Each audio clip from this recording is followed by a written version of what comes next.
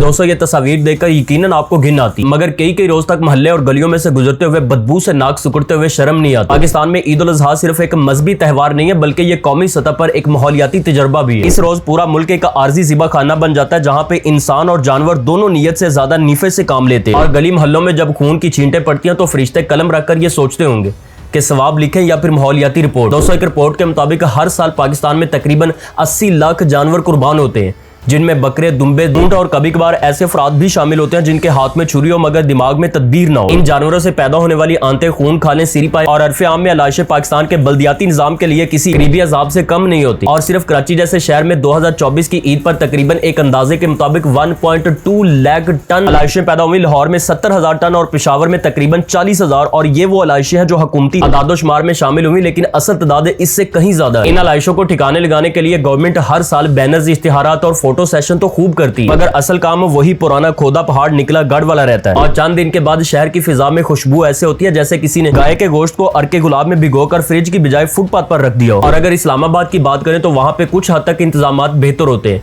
शायद इसी वजह से वहाँ पे सिफारत खाने और गैर मुल्कियों को कायल करना मुश्किल होता है कि ये बू असल में रूहानियत है। अब नजर डालते हैं कुछ महजब यानी सफाई पसंद ममालिक पर। टर्की, मलेशिया, इंडोनेशिया और हत्ता के बांग्लादेश जैसे ममालिक में कुर्बानी के लिए महसूस ज़िबा खाने मुख्तस किए गए। वहाँ पे ना ही तो गली में कोई कुर्बानी करता है और ना ही जानवर के साथ सड़क पर घूमता है जैसे कोई धूला हो। यानी अवाम जानवर लेकर महसूस सेंटर्स जाते हैं जहाँ पे तरबियत याफ्ता किसाब, तिबी जांच और सफाई के मुकम्मल इंतजाम होते हैं। बाकी गोश्त आपके घर पहुंच जाता है जैसे फास्ट फूड डिलीवरी। और याद रखें इन ममालिक में कुर्बानी सिर्फ इबादत है, शोबाजी नहीं है, जबकि पाकिस्तान में ये किसी रूहानी तजुर्बे से ज्यादा पावर शो बन चुकी है। यानी जिसका जानवर जितना बड़ा होगा वो उतना ही बड़ा मुसलमान। अब यहाँ पे क्वेश्चन ये है कि अवाम क्या करे। तो सबसे पहली बात ये, जानवर खरीदने से पहले सोचें कि आप इसकी कुर्बानी से पहले अपनी इंसानियत को कहाँ रख रहे हैं। और दूसरी बात, अगर घर में जगह नहीं है तो गली के चौक को किबला अव्वल न बनाए। और तीसरी और सबसे इंपॉर्टेंट बात, लाशों को छत पर, नाले पर या फिर पड़ोसी के दरवाजे के आगे फेंकने को सवाब न समझे। और चौथी बात, जो मजहब सफाई को निसफ ईमान कहता है, इसके पैरोकार पूरे ईमान की कुर्बानी देकर आधी सफाई पर भी राजी नहीं होते। और पांचवी बात, कुर्बानी सिर्फ छुरी से नहीं होती,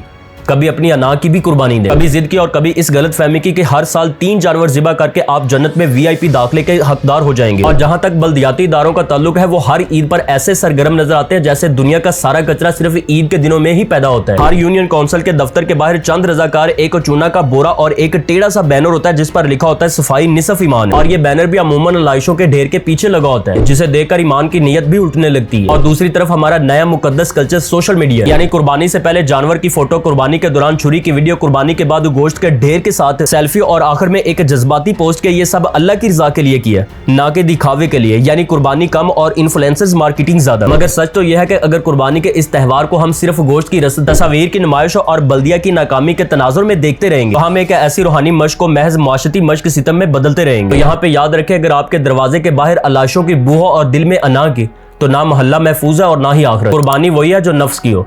गोश्त तो वैसे भी अल्लाह को नहीं पहुंचता और ना ही खून, लेकिन बल्दिया को जरूर पहुंचता है अगर आप बर वक्त इतला दे दें।